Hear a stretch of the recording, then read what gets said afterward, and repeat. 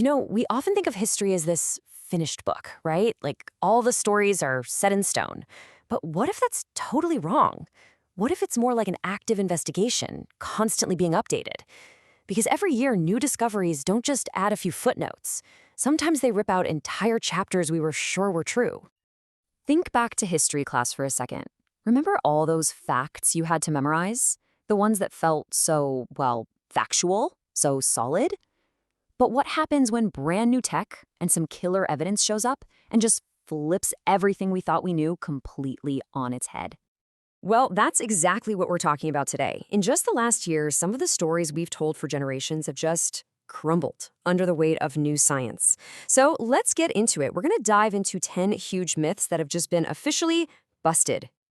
All right, first up, let's talk genetics. I mean, ancient DNA. It's basically a time machine, right? And it is completely changing the game when it comes to who we thought our ancestors were and where they came from. Okay, so you might have heard of this one. For years, this skull found in Ephesus was the big thing. It was supposed to be Cleopatra's sister, Arsinoe, the one she had murdered. There was even a whole BBC documentary about it.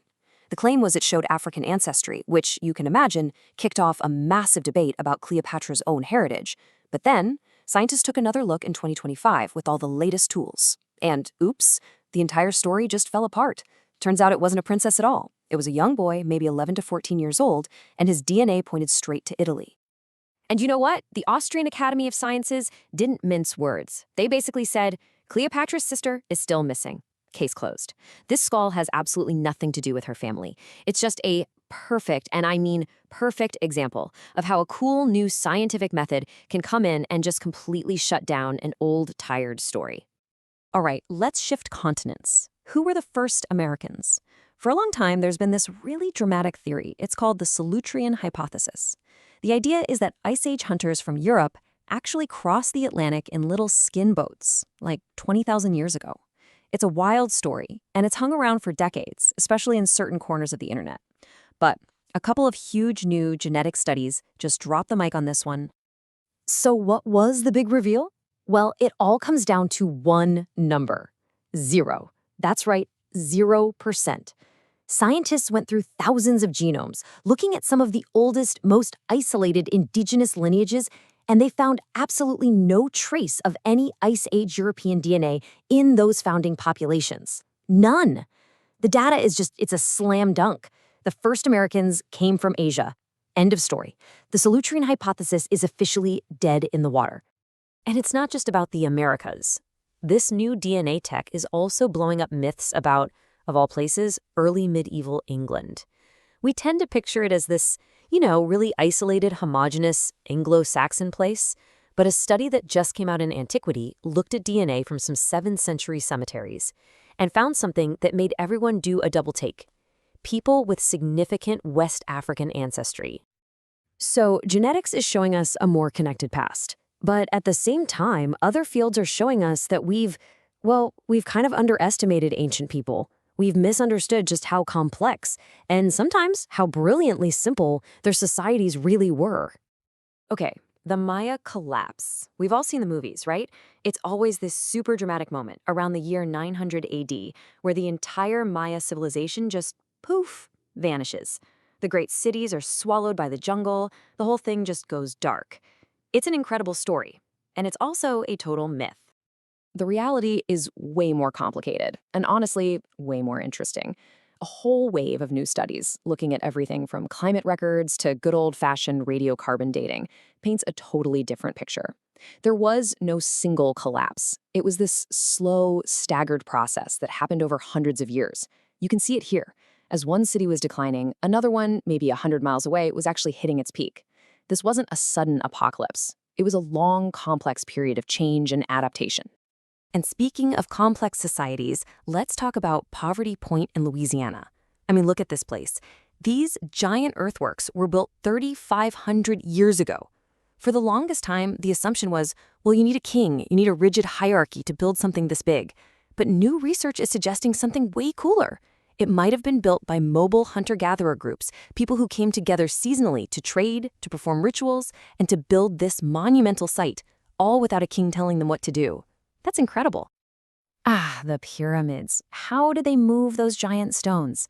This is one of those myths that just refuses to die. The idea that it had to be aliens or some lost magical technology. But nope, it was just clever physics. An experiment, which you might have seen on Expedition Unknown, proved it again. It's so simple, it's brilliant. You put the stone on a wooden sledge, and then you wet the sand right in front of it. That's it. Wetting the sand cuts the friction so much that a well-organized team can pull these massive blocks with, well, not easily, but without any supernatural help. Sorry, aliens. And let's stay on the aliens theme for a second. In Peru, you've got this thing called the Band of Holes. Literally thousands of mysterious pits dug into the ground. And of course, the theories got pretty wild. Alien runways, giant geoglyphs, you name it. But science just came in with a much more practical and honestly more impressive answer. Using drones and analyzing the sediment, researchers figured out it was basically a huge pre-Inca spreadsheet and warehouse system. It was an ingenious way for local communities to track and store goods for their trade networks. It wasn't an alien mystery, it was a working economy. Okay, so we've seen how easy it is to get the evidence wrong or to have our interpretation totally upended by new tech. But that begs a bigger question, right? Why do some of these myths hang on for so long, even when the evidence isn't there? Well, our last section is all about that. The stories that refuse to die simply because, well, they're great stories. They're simple, they're dramatic, and we just don't want to let them go. A perfect example is the Maiden Castle Massacre. The story is legendary, a heroic last stand of British warriors against the invading Roman legions in 43 AD.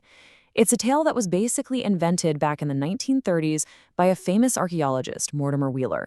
He found bodies with terrible injuries, and he spun a heck of a yarn about it. And that story has been repeated in textbooks for almost 100 years. The only problem? A recent radiocarbon dating project proved it never happened. When scientists actually dated the remains, they found what you see here. These deaths didn't happen in one big, bloody battle. They're spread out over decades. Some even happened before the Romans were anywhere near Britain. It was just regular, sporadic violence between local tribes. The epic massacre? It's pure fiction. A great story for sure, but not history. It's the same thing with the ancient Egyptian city of Amarna.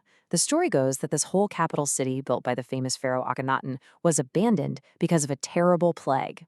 It's a simple, dramatic explanation. But when bioarchaeologists actually went and studied the skeletons in the cemeteries, they found zero evidence of a massive epidemic. The real reason the city was abandoned was way messier. It was all about politics and economics. The truth is often more complicated than a simple plague. And of course, myths aren't just ancient. They can be born right now, online. This just happened with Göbekli Tepe, one of the most important archaeological sites in the world. A massive controversy blew up after a YouTuber claimed that trees on the site had been planted there specifically to hide things, part of a big conspiracy by archaeologists to keep the real truth from the public. And, as you can imagine, that narrative just exploded on social media. But here's the thing. The reality was, well, kind of boring, and it was all in publicly available documents. This quote right here, it's from the official UNESCO management plan for the site. The decision to remove those trees, because they could damage the archaeology, was made all the way back in 2016. That's years before this big online conspiracy theory ever got started. So of course, when that came out, the story changed. The new claim was, okay, maybe it wasn't a conspiracy, but the trees already destroyed everything. But again, science had an answer. After the trees were carefully moved, they brought in the high-tech gear, ground-penetrating radar, LiDAR, the whole shebang. And what did they find? Intact structures, right under where the trees were. No major damage. The science was crystal clear. The whole conspiracy was just smoke, a story with nothing behind it.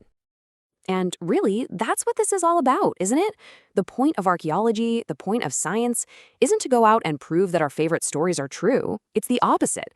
It's to question everything, especially the stuff we think we know.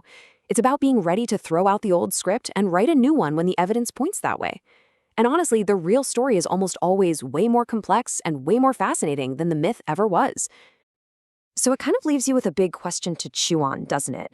If all these stories, these things we thought were solid facts, could be overturned in just 1 year, what's something we all know to be true today that's going to end up being the busted myth of tomorrow?